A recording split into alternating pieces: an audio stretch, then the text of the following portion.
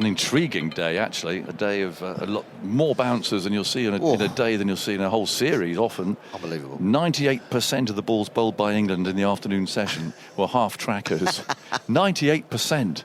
Of 27 overs, wasn't it? 27 overs, 98% of 27 overs were bouncers, basically. And they did take 8 wickets. The Australians starting at first to be quite patient. And then as time started to pass, they felt they had to get on and score some runs. The arguing is continuing here. I can hear it off mic. About that catch at the end with Duckett on 50. Well, it depends on I think largely on which side you're backing, to be honest. Appearing to be well caught by Mitchell Starc down on the fine leg boundary. But umpire Erasmus ruled that he was not in control of the ball or his body to complete the catch. So we know what Glenn thinks about this. Let's start with Michael Vaughan, because you're fresh to this argument, Michael. You might have heard it down the corridor. What do you think, Mike? Well, I'll be honest with you. I thought he caught it, but I then saw the text message from Murray Erasmus, and he didn't have control of his body. He had control of the ball, yes, but he didn't have control of the body. So I guess the rules are the rules, Glenn. It's not out. Now, having said, no comment.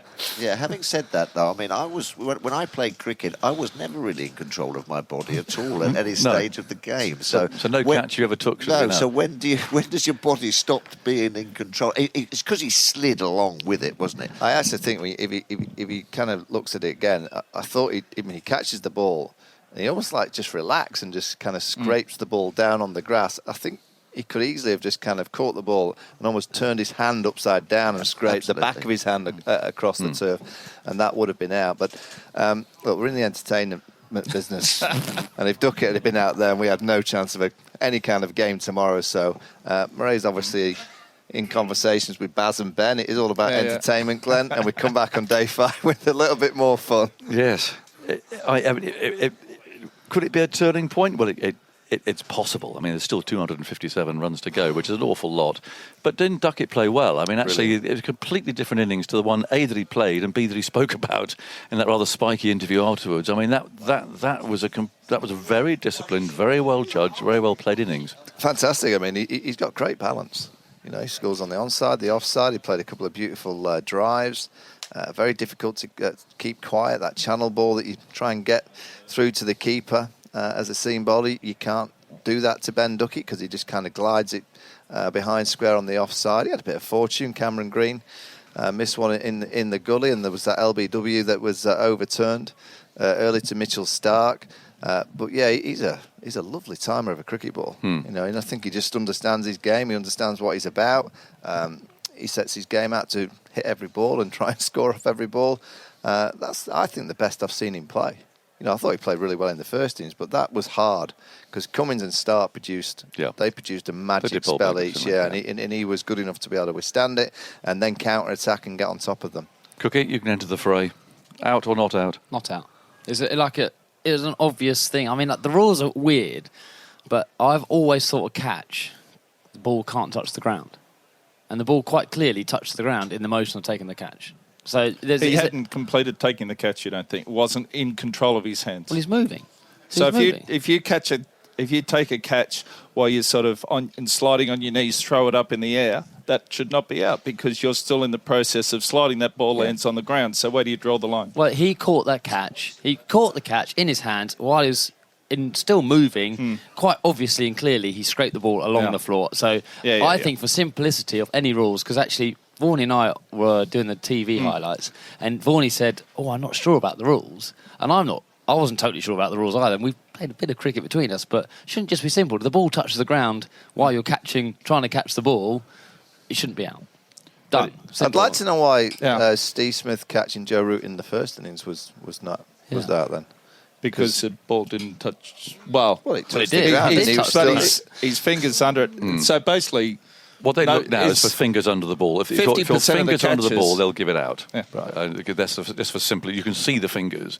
But They have decided if your fingers are under the ball, that is always going to be out. But do you not think just make it simple now? The ball touches the ground, you can't be out. But Because they- isn't but that what a catch is? Sometimes it's hard to tell, isn't it? If when they really blow it up. So they've decided if fingers are under the ball, out. That wasn't hard to tell, though, was it? Well, I didn't think so, but it depends. It depends yeah. which. There are differing opinions, and But the big in my fast bowler view, here. well, a question for everyone. Did the ground assist him catching that ball? Well, we don't really know that, do we? I suppose. Taggers, come on. What do you mean assist you catch? still the think- So if his hand didn't slide along the ground like that, he would have dropped it. What do you mean? He did not have that ball wasn't solidly in his hand. If he turned his hand, Yeah. he would have dropped it. No, but if he turned his hand, the ball wouldn't have But hit the ground did not assist him in holding on to that ball. He had control of that ball before his hand I slid get a off. sense. I get an indication quite Yeah. early if England get 257 more runs tomorrow. We might be reliving this moment. We could be for another Headingley, Well, Headingley 2019 video. I think will be every catch that's taken this series will have to make sure the guy's in control of his body before he throws the I ball in think the he's air. going to be a great part of the So- Amazon dock. There have been catches that I've seen where a slip fielder, for instance, has gone boom and thrown it straight in the air. He's caught it and gone like that, and it's gone over there, and the umpire said not out. Actually, Well, 'cause Herschel wasn't gives in a good control. example. Yes. And that World Cup match before Herschel dropped the World Cup, as they say, Shane Warne said, if Herschel Gibbs takes a catch, don't walk, because he catches and throws it up so straight away. quickly that it can't be in control. I think I've spotted something here. That I think I'm watching the telly, and I think Ricky Ponting's saying he thinks it's out, and Andrew Strauss is saying there's a bit of a common, there's a bit of a common denominator. Jim, what do you think? Jim's got out as well. So whichever side of the fence, come on. If that's an English batsman, Australian batsman and an English guy catching it, what are you saying? I think that Root was out. I think Smith's catch was a fair catch in the first thing. I think that was. Well, I think his because it was fingers a were underneath fair it. catch. Majority of those catches are fair catches, but because you can't, the camera's not clear enough. I remember one at Adelaide Oval that was out. Justin Langer I remember thought that. it and was playing his day, and then someone just wouldn't walk, and I think they got 100. But anyway, that was a different story. Yeah. Oh Remember well. that one, look, Paulie? I do think Mitchell Stark caught that ball.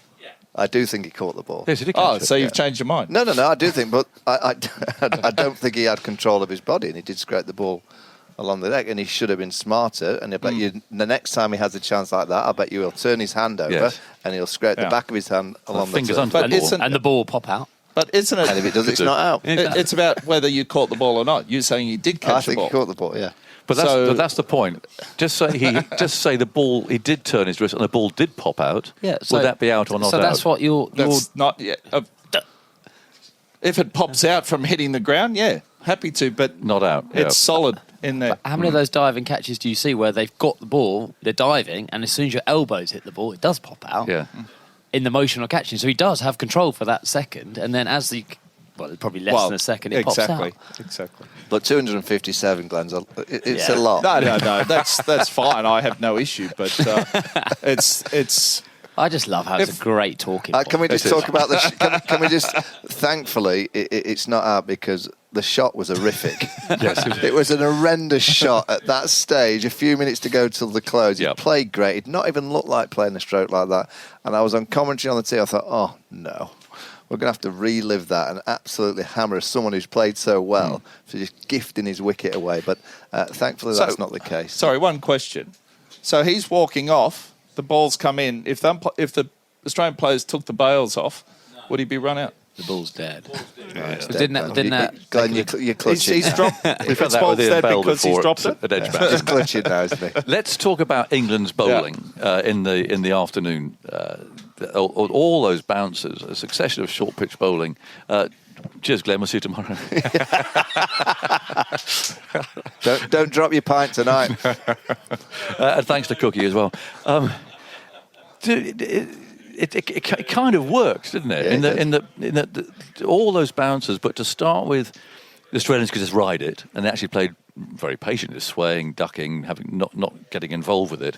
But then, of course, as the time ticked on, they started to say, well, we're going to have to score some runs here. So, of course, they then fell into England's trap, if you like, rather as England did against Australia, and that's how they managed to get all those wickets caught. Now, is this going to be a tactic that we see more of? I mean, in terms of captaincy, that's a legitimate tactic. I guess you'd agree to bowl like that. Absolutely. I mean, two reasons. Obviously, it restricted the scoring, and it got plenty of wickets. So England will certainly use that tactic once again. I think the Australians will look back. Whether the pitch is just a bit too paced, and we're not giving it as much kind of credit, because it looks to me like the odd ball flies through and the odd ball sits in the surface. So you're a bit unsure of what the pace is off the pitch. The other thing, I think, if you look at the two teams with the new ball, England with the new ball, it looks quite nice to face. Yeah. It looks like, and particularly in the afternoon, if England had taken that second new ball, if you said to someone like Alex Carey and Cameron, do you want the second new ball? They go, please. Because they could have struck a few, they'd get a few on the front foot. So the tactics work from Ben Stokes' perspective. You look then to Cummins and Stark, who get the new ball later, pace, fantastic. Yep. And they just bowled some crackerjack deliveries that the England top order couldn't do too much about. So I do fear that we're going to see a lot more of those tactics, and it was a bit tedious. It was a little bit. We keep getting told it's the entertainment. It's almost game. running against the clock, isn't it? Yeah, it's. There's a little bit that I've never bowled seam in my life, really, in terms of any. I don't know how the seamers are going to wake up every morning going, that's what we're going to do for the rest of the series. Look, do I think England can win the Ashes bowling like that? No, I don't. I think it's not possible to just continuously do that tactic. It's good for periods, and it's good to have that up in your locker, but.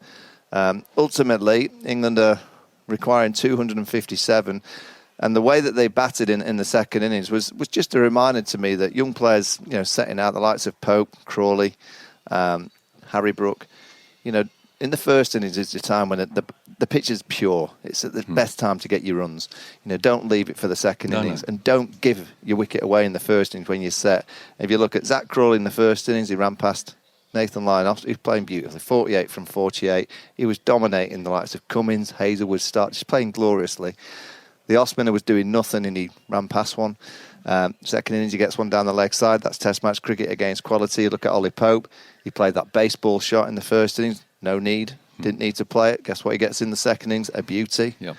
So he's under pressure now, batting number 3 against Australia. His record against the Aussies is not very good. Harry Brook in the first innings played well, did well at times, and then played that horrific shot. Guess what he gets in the second? A Jaffa. Absolute Jaffa, yeah. Now, that is Test cricket against quality. Against the lesser teams, you don't get that. You don't get that second innings where, an opposing bowling line that can bowl balls that you can't play.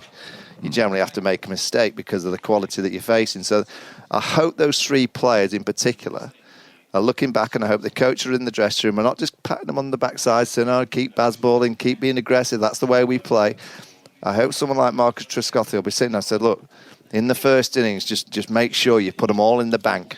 Get all the runs in the bank, because in the second it's always that much harder. Well, we can hear precisely what Marcus Trescothick has been saying to them, because he's been talking to Simon Mann. Well, Marcus, how do you see it after 4 days? Finally balanced at the moment, isn't it? I think we've got a big job to do tomorrow. We probably didn't want to lose the wickets up top as we did against the new ball, but there were some beauty balls bowled, so it looked challenging to face. It looked really, really tricky out there to start with, but we've got a job to do tomorrow, but it's not out of the question just yet.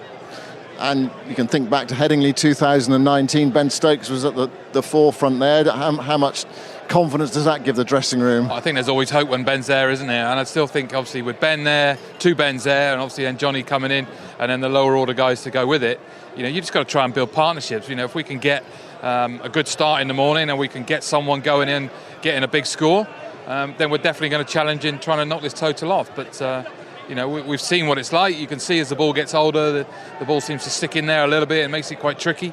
But a challenge for us tomorrow that we can overcome for sure. Yeah. How difficult is this surface? The guys are talking about it being a little bit quite too paced, especially when they bowl short into the pitch. You can see the ball sort of coming off at different speeds, different lengths, and variations of that. So, that brings its own sort of challenges. Do you pull it? Do you sort of get out of the way? How do you score when they bowl short? There's the different things that are thrown at you when you get these test situations. So it's a challenge ahead. Yeah. What about you? I mean, you played a lot of Test cricket. Do you pull it or do you not pull it? Look, I think that's a very individual thing. I think we could see a variation of different techniques over the course of a couple of days. And over the course of today, you've seen Australia not really take it on that much, but yet they're still losing wickets and the run rate really slowed down. So you've got to, the aim of the game is still to try and score runs and obviously knock this total off. So we've got to be brave enough at different times, and hopefully the guys get used to the pace of the pitch, and the bowlers will get a little bit more tired, and it'll come a bit more in our favour. What do you sense the mood is in the dressing room about challenging this 3-7-1? I think we're still fairly upbeat. I think, look, we're a positive unit when what we try and do. I think you can see that in the way that we play our cricket. You have good days, you have bad days, and I don't think we want to try and be anything different in the change room afterwards. You know, you take the rough with the smooth. When it's good, you enjoy it, but you don't get too down if you have a bad day. So we've got a bit of work to do, there's no doubt about it, but I think there's the belief in there from many good guys and many good players that it's still in the game. This morning when you came out, you obviously needed 8 wickets. 8 for, what, about 140 today? Is that acceptable, or is that about the sort of limit of what you could have expected? Well, who knows? I think they never really got going, the momentum. They didn't get scoring momentum over what you wanted to try and do. They probably would have want to get 400, 450 with a lot more time to go, but we went with our plan, and we obviously restricted the runs and picking up the wickets, so it seemed to work well for us. Yeah, and that short ball tactic as well. Yeah, of course, yeah, that's what I mean. I think it was challenging. You could see it was hard work. They didn't really know whether to, stick or twist, if you like. But the challenge is there, and I think we managed to pick out wickets. We restricted the runs, so we're pretty happy with that. Yeah, and that moment right at the end, Ben Duckett. Some would say getting away with it. Others would say it's the right decision. How did you see it? I have no idea on the rules. I think we've seen different ones in the course of this game, and different decisions have been given. So I really don't know. I really don't understand what was gone on. Your initial reaction was it was fairly clean, but as you see the ball grounded, it might be a little bit different. And just relief that it went your way. Yeah, we needed a little bit of luck. It's not you've not had the biggest amount in this game, and that may be the first sign of hopefully things are changing. We just needed a bit of something just to help us out for a change. So final thought, tomorrow, 1-1 or 2-0? Well, we'll see, won't we? But it still makes up for an exciting day tomorrow. And whatever happens over the course of tomorrow, it's going to be exciting next 3 games, because it's going to be set up in a different way. There's no doubt about it, but still be great viewing to watch. Marcus, thanks for your time. Thank you. Great. Cheers. Thanks very much. Well, there we go. Marcus Trescothick. They do still remain upbeat, don't they? I mean, they're certainly talking a good game. And I mean, and there is a chance. While Ben Stokes remains, and Duckett played so well today, there are only 4 bowlers that Australia have, and they've got to keep putting pressure on the spinner to keep Cummins going back to those, drawing from the well of the fast bowlers. That has to be their tactic. Yeah, I guess with no Ben Stokes, you'd say no chance. But Ben Stokes consistently now over the years has produced incredible innings, incredible moments in English cricket history, and I guess Australia will be waking up in the morning going, oh no, Ben Stokes. Ben Stokes' innings of 2019 at Henley has been talked about as being the greatest ever Test match. Can he do it again? Can he get a bit of support? The Australians have been saying 2 wickets and it's done. Yeah, they've got Stuart Broad coming in at number 8. Mitchell Starc bowling 90 miles an hour against the tail on this kind of wicket. It's not going to be easy. So, the majority of I would think 200 more runs need to come in the next 2 partnerships, because the last 4 wickets could easily just go quite quickly. I disagree with Trez is my VC, but I do think England's had a lot of luck this game.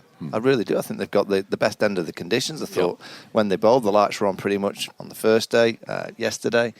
Nathan Lyon, the Aussies are playing with 10 men.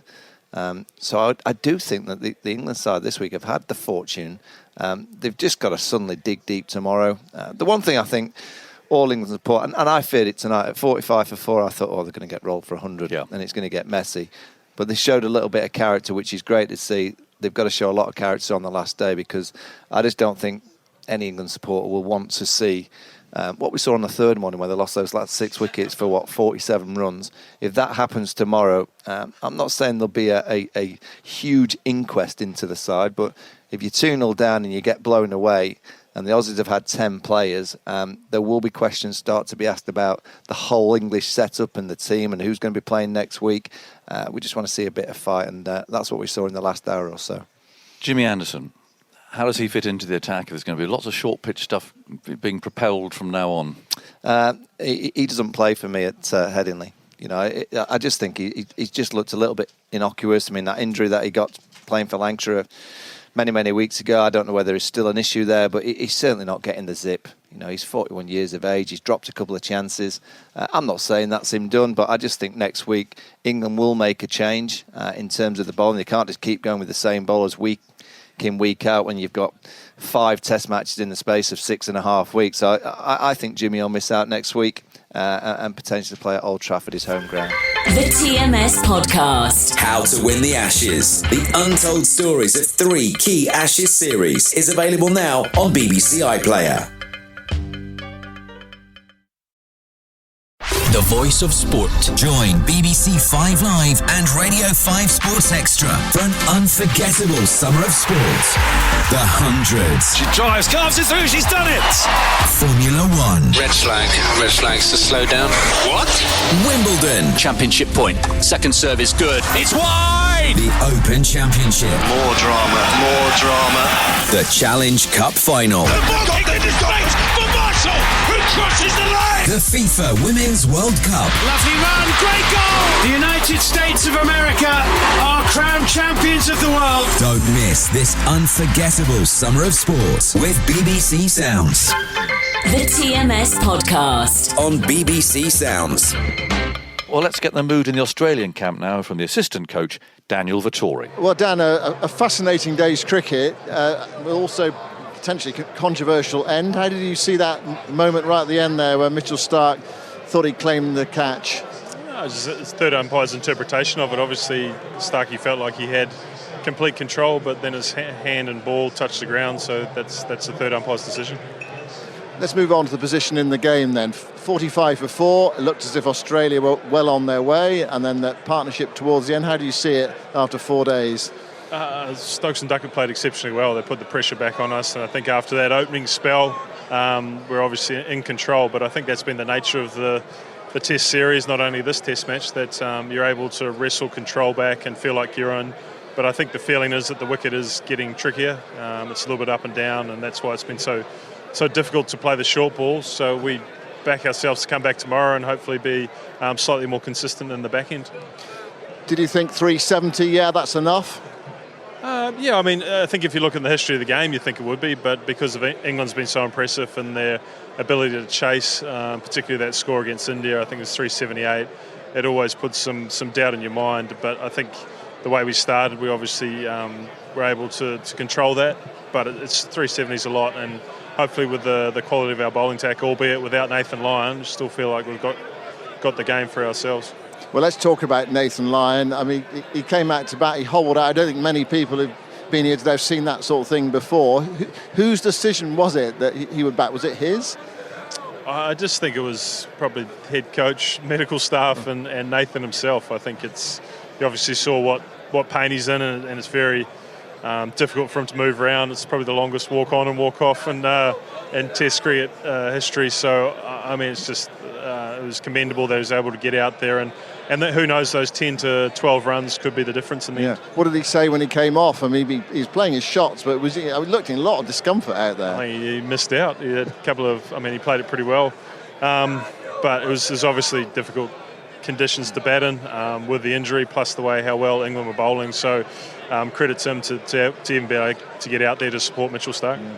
And two different theories in a way with bowling today. England going short pitch, and it worked for them because of the uneven nature of the surface. But Australia at the start, conventional bowling. I mean, 3 crackerjack deliveries to get 3 of the top 4 wickets. Yeah, I think that's the class of our fast bowlers, and for a long period of time they've been able to perform like that. So I think you'll see a combination of the two. I think the short ball plan has obviously worked for both teams, and it'll be utilised probably extensively as the ball softens. I think that's the thing that's been the most difficult, is once the ball softens, the inconsistent nature of the wicket makes it tricky to be in control of those shots. And I thought England were exceptional with how consistent they were, and we'll get our chance at it tomorrow as well. Yeah.